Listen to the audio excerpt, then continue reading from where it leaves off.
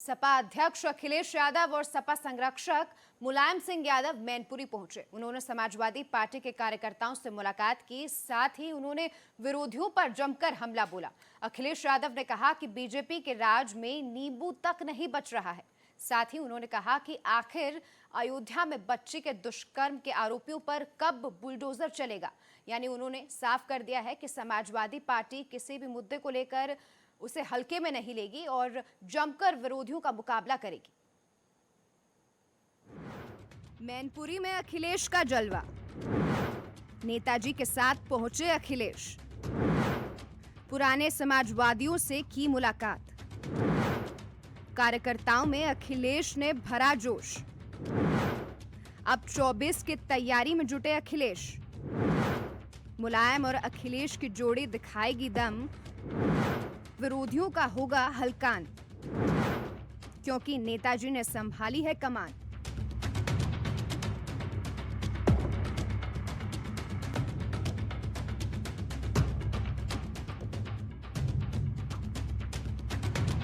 Mainpuri Samajwadi party का गढ़ माना जाता है, लिहाजा पार्टी में दम भरने के लिए अखिलेश यादव मैनपुरी से ही शुरुआत करते हैं। आखिर हो क्यों ना, भला नेताजी यानी धरतीपुत्र मुलायम सिंह यादव वहां के सांसद हैं और पार्टी के संरक्षक भी।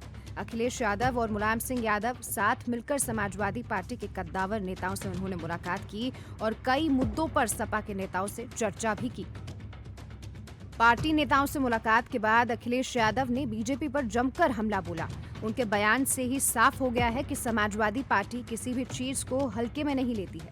अखिलेश यादव नेता प्रतिपक्ष भी हैं और जनता के हर मुद्दे को दमखम के साथ विधानसभा में भी रखेंगे। सूबे की कानून व्यवस्था, बुलडोजर, महंगाई समेत कई मुद्दों पर बीजेपी को घेरा। सपा अध्यक्ष अखिलेश यादव ने बीजेपी से सवाल पूछते हुए कहा कि भाजपा बताए कि सरकार बनते ही अयोध्या में 5 साल की बच्ची के साथ जो दुर्घटना घटी है, उस ब्राह्मण बच्ची के साथ सरकार न्याय करेगी।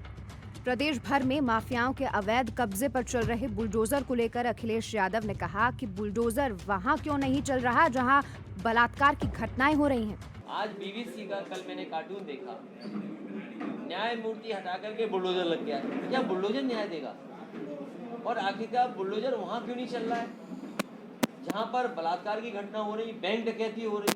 5 साल की बेटी अयोध्या फैजाबाद में, अयोध्या में उसके साथ घटना हो गई। बताओ बुलडोजर कहाँ चलेगा? तमाम नौजवान आत्महत्या कर चुके हैं बेरोजगारी के उसको लेकर के। बताओ कहाँ चलेगा बुलडोजर? क्या बेरोजगारी पर चलेगा? साथ ही उन्होंने कानून व्यवस्था पर सवाल उठाते हुए कहा कि बैंक में डकैती हो रही है, क्या यही सुशासन है? साथ ही उन्होंने कहा कि अयोध्या में 5 साल की बेटी के साथ घटना हो गई है, क्या वहां बुलडोजर चला? ये सरकार जो है, मैंने पहले भी कहा था कि जैसे ही चुनाव खत्म होगा महंगाई बढ़ेगी। 80 पैसे 40 पैसे बढ़ा करके डीजल पेट्रोल कहाँ पहुँच गए, खाद डीएपी कहाँ पहुँच गई, और घर मकान बनाना बहुत महंगा हो गया। स्टील कहाँ पहुँच गई, जितने भी सामान है घर बनाने का वो कितना महंगा हो गया। नौकरी रोजगार नहीं, कोई उद्योग कारखाने नहीं लगे। और अब तो उत्तर प्रदेश में ये हालत पैदा हो गई है कि लोग नींबू चोरी करने के लिए निकल पड़े हैं। साथ ही उन्होंने पेपर लीक मामले में भी बीजेपी को घेरा। उन्होंने कहा कि पेपर आउट हो गया है, जिसने आउट होने की जानकारी दे दी उसे जेल भेज दिया और मुख्य आरोपी अभी तक पकड़ा नहीं गया। उन्होंने आगे कहा कि बुलडोजर वहां क्यों नहीं चल रहा जहां बैंक डकैतियां हो रही हैं, रेप हो रहे हैं। इसलिए मैंने कहा कम से कम आपसे नमस्कार कर लूं। कभी कभार तो इसलिए मैं चाहता हूं कि आज जब हम लोग बाबा साहब भीमराव अम्बेडकर जी को याद कर रहे हैं, कम से कम संविधान बचाने के लिए हम लोग आगे आए। और हम तो मैनपुरी के पत्रकार साथियों से कहूँगा कि आपके बलिया में साथी बंद हैं। बलिया में बताओ क्या था, पेपर आउट हो गया।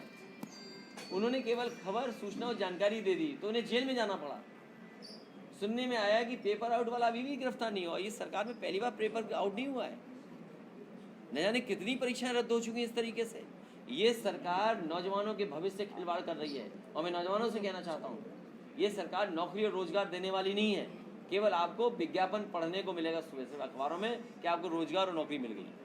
अखिलेश यादव ने एक तीर से कई निशाने साधे। एक तरफ जहां महंगाई को लेकर हमला बोला तो दूसरी तरफ कानून व्यवस्था पर सवाल उठा दिया। यानी अखिलेश यादव ने साफ कर दिया कि आगे अभी और लड़ाई है और सपा इसका डटकर मुकाबला करेगी। सड़क से लेकर विधानसभा तक जनता की आवाज को सपा दमखम के साथ उठाएगी और जनता के बीच ही रहेगी। Bureau report, C10 news.